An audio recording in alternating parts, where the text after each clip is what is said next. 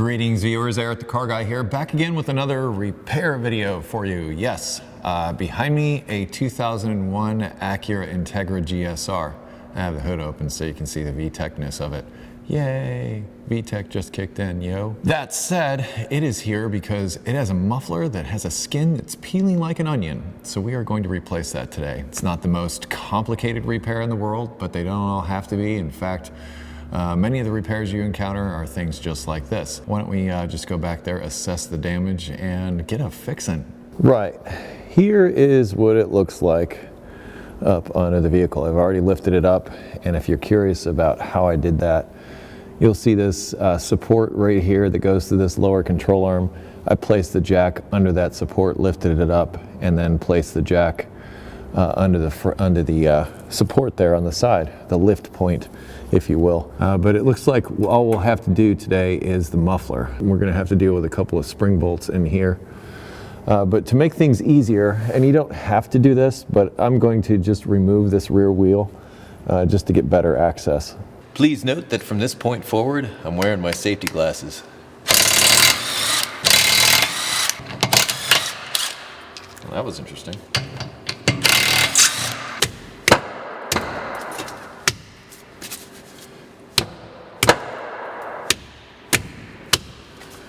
One of those, are you? Nothing a sledgehammer won't fix.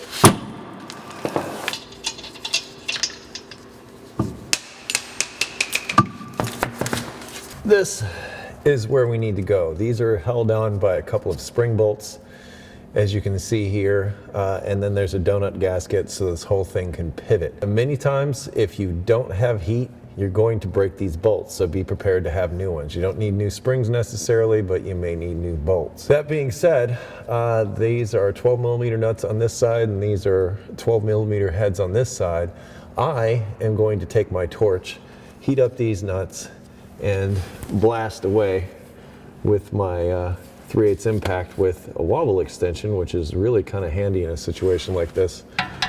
For getting up past this control arm here. Preparation is the key here, because if you heat it up and it cools down too much, you just wasted all that time. What you're looking to do is get it, well, like the saying says, strike while the iron is hot. Well, you want to strike while the nut is hot in this instance, and things will go much more smoothly than if you didn't heat things. I often get asked if propane's going to work. Propane's not hot enough. MAP gas, you might have luck with that. But propane, I think you're just going to annoy it. Me, I'm using oxyacetylene. I want to avoid looking directly at it, and yes, this is the gas tank right here. So when I do this one, I'm going to point it this way, but don't sweat it too much as long as there isn't fumes. If you smell gas fumes, then be nervous. But if you don't smell any gas fumes, just don't point it towards the gas tank and you should be fine.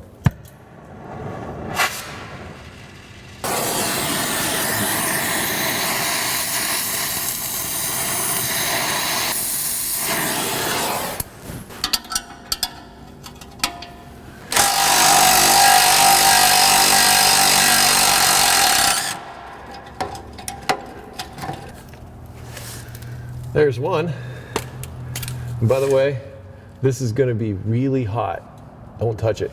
Okay, now we're ready for the second one. This one I'm going to do a little bit differently. I'm going to hold the nut, but I'm going to take it off with the bolt.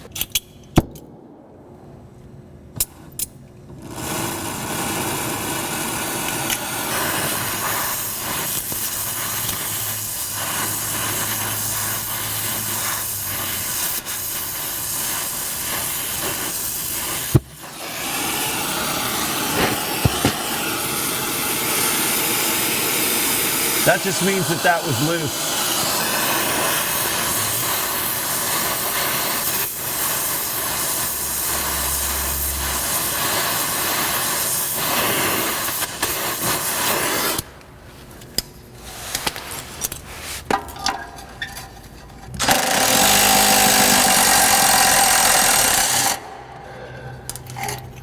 And in essence, the hard part's over. Now, you may have noticed that little bit of fire that happened here with the torch.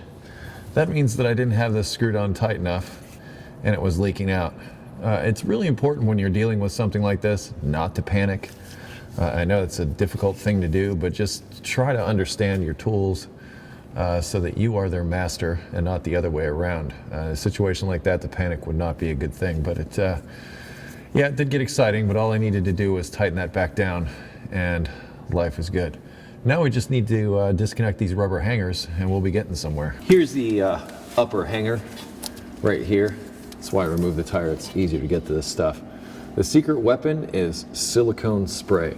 I just spray a little bit on the rubber itself. Then come in with a pry bar. And then there's 2 more in the back. Same technique, silicone spray and the pry bar.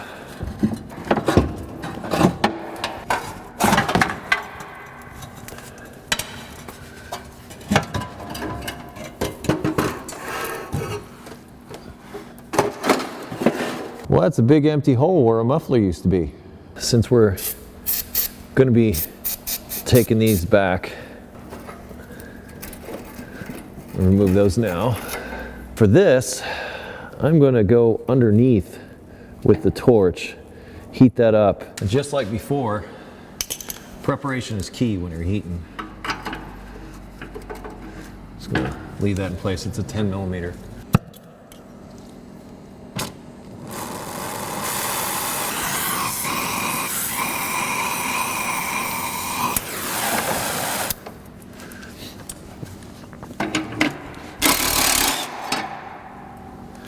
Just that simple.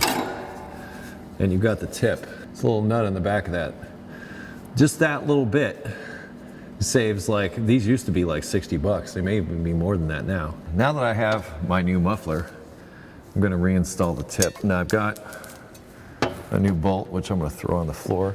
Now, really, is there any point to putting NICs on this? Maybe, because by the time it comes off again, it'll be long gone.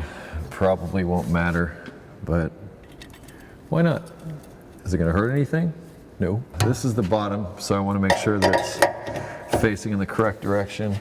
And I am very grateful to see that this pipe is the correct diameter, because if not, it's gotta slide into this little sleeve on the inside here.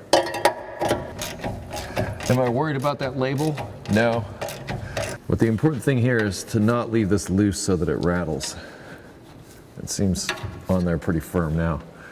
Now we can get this thing up under the car. I'm going to start by installing these rubber hangers. Once again, the silicone really helps with installation.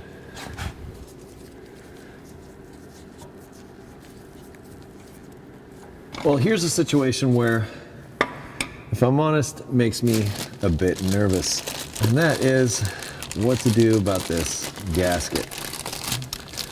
As you can see, the old one's pretty well disintegrated. And I want to first make sure that my new gasket is of the correct size. And it is. But this gasket is not going to come off in one piece like one would hope. I have sort of a old screwdriver that I use for this type of thing. I'll also say that, I don't know, can you see this? This hanger up here was actually something I didn't need to remove. It's part of the other pipe. I'm just gonna reattach that now. I'm gonna just basically use this like a chisel and a hammer and hope that this inner pipe isn't damaged so badly I can't get the new gasket on there.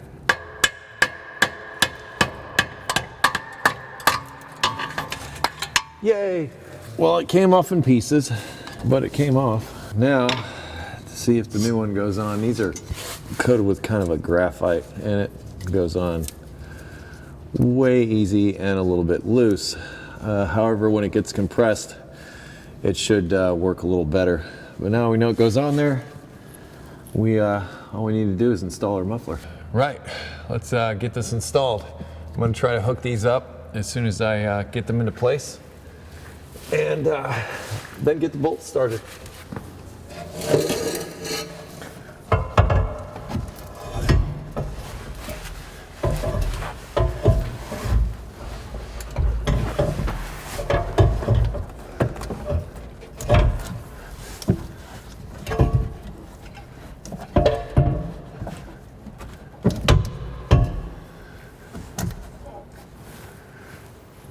Done. Okay. Time to install our muffler and spring bolts. Yes, I'm reusing the old ones because I can.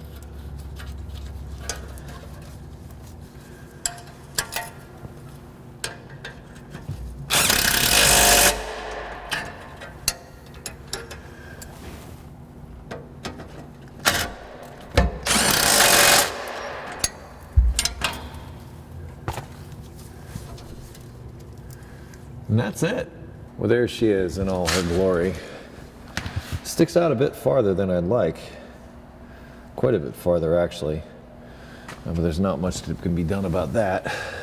Sometimes that's just how aftermarket parts fit. I suppose I could cut it down if I really wanted to. I'll consider it. For now, I'm going to start it up and check for leaks. So far, it's looking pretty good. Sounding good too.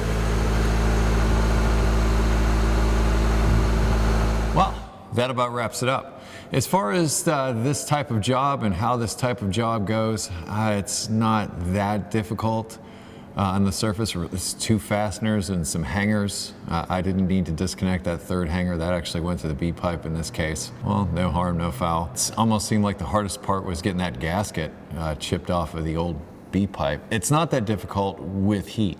Now, if you don't have heat, you can try penetrating oil, but most likely it's gonna break. No matter what, I'd recommend that you use an impact.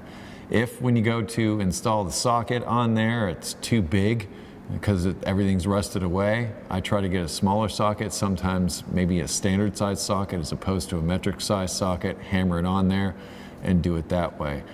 They get really bad, well, that's the time to break out the vice grips. Or if you know you're going to be replacing the fasteners anyway, just go in there with a cutting wheel, a sawzall, something, just cut those things off and away you go. When dealing with exhaust, I always reach for my torch. It's rare that I don't. It's rare that it just comes apart. With a little bit of heat, well, then it tends to submit. They don't call it the big red wrench for nothing. One of my favorite tools, actually. That being said, well, there's not much more to say about this. It's a pretty straightforward R&R. So I will wrap this up with, hey, if you have automotive questions, I would ask that you head over to EricTheCarGuy.com. There's a welcome video there to tell you about all of our amazing features to help you with those automotive issues, should you have them. If you wish to connect with me socially, I can be found on Google+, Facebook, and Twitter. I post repair videos every Friday, so stop back and see me then. And until then, be safe, have fun, stay dirty. See you next time.